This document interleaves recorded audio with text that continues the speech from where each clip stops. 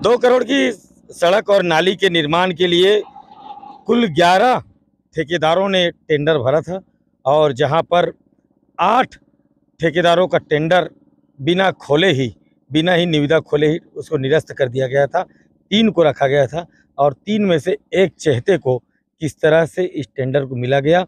1 करोड़ की नाली और 1 करोड़ की सड़क का निर्माण बिना कोई रहने वाले आवासियों के लिए भ्रष्टाचार की भेंट चढ़ता हुआ ये सड़क पेंड्री से मेडिकल कॉलेज की ओर जाने वाली ये मार्ग, जहां पर देख लीजिए अवैध कॉलोनाइजरों को लाभ दिलाने के लिए इस सड़क और नाली का निर्माण किया जा रहा है। इस तरफ देख लीजिए ये प्लाट तैयार होने वाले हैं और उन प्लाटों को बेचने के लिए इस सड़क और नाली का निर्माण जरूरी था। आइए चलते हैं नगर निगम आयुक्त क्या कहते हैं।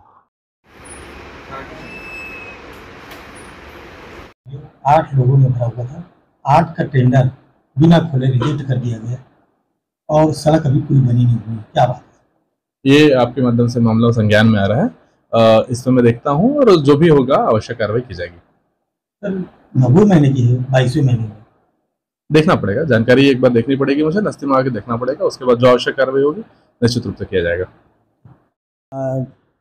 शिकायत ऐसे प्राप्त नहीं हुई है, लेकिन आप लोग ये जैसे बोल रहे हैं ऐसा कुछ नहीं है। टेक्निकल बिड पहले खुलती है, जो टेक्निकल बिड में क्वालिफाई हुआ उन्हीं का टेंडर मेयर इन काउंसिल ने अवार्ड किया है और वर्तमान में कार्य प्रारंभ है। सर कितने लोग का नाम दर्ज हुआ था और कितने लोग को वो नस्सी देखने के बाद ही बता पाएंगे। ऐसे सारे जो क्वालिफाई टेंडर थे उनको टेंडर अवार्ड हुआ है, जो न्यूनतम दर प्राप्त हुई उनकी। सर वो एफडीआई आप वापस की जो प्रक्रिया थी ये संबंध में क्योंकि दस्तावेज में जो डॉक्यूमेंट आते हैं वही मान्य होते हैं, जो दस्तावेज में नहीं रहते उनको मान्य नहीं किया जाता। अब क्योंकि एफडीआर वाला बोल रहे हैं तो हो सकता है किसका एफडीआर क्या है वो पता करना संभव नहीं है। क्या द्वारा बताया जा रहा है कि लगभग छत्तीसगढ़ शासन को 44 लाख का नुकसान हो रहा है, क्या है? वो तो जांच का विषय है। आने वाले दिनों में यदि उसकी जांच होती है तो ये सब जो 44 लाख 45 लाख का मामला वो सामने आ जाएगा। एक जानकारी और मिली है कि किसी ठेकेदार ने उस मामले में एफडीआर वापस लेने से, टेंडर वापस लेने से मना कर दिया है, तो उसका बिलिंग भी नहीं हो रहा है, ये कहना है। तो ये उसके साथ में अन्याय है। ठेकेदार किसी भी टेंडर को डालने के लिए, किसी भी टेंडर को प्राप्त करने के लिए नियम शर्तों के तहत पूरी तरह से स्वतंत्र है। नियम शर्तों का पालन करे, टेंडर ले। आप नया टेंडर के चक्कर में पुराने जो काम किए गए हैं ठेकेदारों के, उन पर आप उसका भुगतान नहीं करेंगे, उसका बिलिंग नहीं करेंगे, तो इससे साफ झलकता है कि महापौर और नगर निगम में जो अधिकारी बैठे हुए हैं टेक्निकल विभाग से जुड़ करके, वो पूरी तरह से भ्रष्ट कारनामों को अंजाम देने के लिए बैठे हुए हैं। क्या ऐसा नहीं लग रहा है कि एफआईआर दर्ज करवाना, यदि महापौर जी और नगर निगम आयुक्त पाक साफ हैं तो उनको चाहिए कि तत्काल इस संबंध में निर्देश जारी करें और जो ठेकेदारों के द्वारा जो इस काम को लेकर के महापौर के खिलाफ में, आयुक्त के खिलाफ में भ्रष्टाचार के जो आरोप हैं उसको जो है निराधार साबित करें, दोषियों के ऊपर कार्रवाई सुनिश्चित कराएं। और सड़क बननी है, उसमें 11 ठेकेदारों ने करा था, 8 के जो निविदा भरे थे उसका रद्द क्यों किया था, क्या कारण है? 2 कारण होते हैं, या तो कंपटीशन होता है या तो उसमें से अगर जो इच्छुक नहीं होता अपना नाम वापस लेता है तो जो बच जाता है उनको मिलता है। दोनों ही परिस्थितियों में क्या हुआ है इसकी जानकारी तो मुझे नहीं है। अगर कंपटीशन हुआ होगा तो जिसका बिलो होगा उसको मिलेगी, और हटा दिए गए होंगे तो जब तक कोई लिखित में साइन करके हटाता नहीं है तब तक दूसरे को जो शेष बचे हैं उनको मिलता है।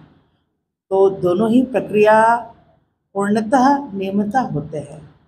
अब वहाँ पे जानकारी मेरे को लेनी पड़ेगी कि किस नियम के आधार पे हुआ है। टेंडर खुलने से पहले ही उसका एफडीआर वापस कर दिया गया, इस बारे में मेरी जानकारी नहीं है कि टेंडर खुलने के पहले एफडीआर वापस करें, क्योंकि इतनी बड़ी अगर टेंडर हुआ है तो प्रक्रिया के तहत होगी, बिना प्रक्रिया के नहीं होगी। और इस बारे में जानकारी अभी मुझे नहीं है, पर मुझे ऐसा लगता है कि इस चीज़ों में नियमों का पालन किया जाता है क्योंकि बड़े रूप में होता है। मतलब जो ठेकेदार था वो ठेकेदार बोलता है कि जिसे टेंडर मिला है उससे छत्तीसगढ़ शासन को 44 लाख का घाटा हुआ है।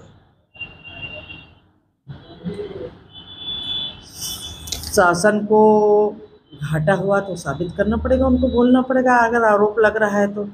इस प्रकार की अगर जानकारी नहीं है, काम होने के बाद अगर कोई बात रखे तो बड़ी दिक्कत वाली बात है। ये तो अगर बोलने वाला स्वयं शुरू ही कर दे तो नौबत भी नहीं आती है। उस पर जांच अगर ऐसा है तो चर्चा की जाएगी, जांच भी की जाएगी।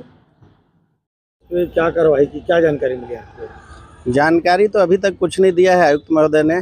आज 6 महीने से ज़्यादा हो गया शिकायत करते करते, 5वां लेटर है मेरा उनको, और व्हाट्सएप के माध्यम से भी उनको सारी जानकारी दिया हूँ। यहाँ तक कि जिसने टेंडर खोला है संजय साहू, उसको भी 10 बार जानकारी दिया हूँ, यूके रामटेके को भी 10 बार जानकारी दिया हूँ, और भ्रष्टाचार जमकर किए हैं ये लोग।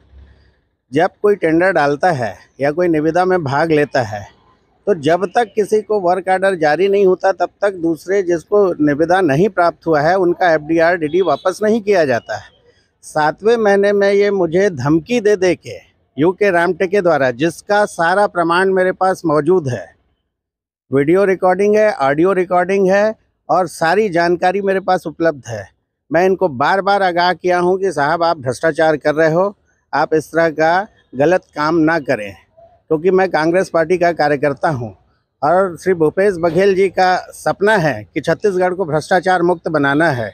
और ये यहाँ बैठे अधिकारी जो खुलेआम भ्रष्टाचार कर रहे हैं, 11% कमीशन लेते हैं तब वर्क आर्डर जारी करते हैं, और वर्क आर्डर जारी करने के पहले जिनको उनको काम देना है और जो बचे हुए रहते हैं उनको सबको धमकी दे के वापस किया जाता है। और 7वें महीने में इन्होंने मुझे FDR और DD वापस किया, मैं नहीं लिया। अस्वीकार करने पे धमकी दिया गया इनके द्वारा, रामटेके द्वारा, और मेरे घर पे FDR और DD भिजवा दिया गया। और 7वें महीने FDR DD 8 लोगों का हटाने के बाद मात्र 3 लोगों का टेंडर इन्होंने 8वें महीने में खोला, जो कि सीधे सीधे भ्रष्टाचार है।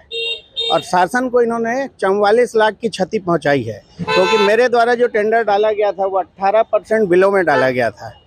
तो 2 टेंडर 1-1 करोड़ के, आप सोच लिए 18 दूनी 36 लाख, और इन्होंने जो ठेकेदार को काम दिया उसको 4% अबव में दिया, 4-4 8 लाख वो, तो 36 और 8 कितना होता है आप जोड़ लीजिए। 44 लाख रुपए का शासन को क्षति पहुंचाया और मोटी रकम लेके अपने चहते ठेकेदार को इन्होंने काम दिया।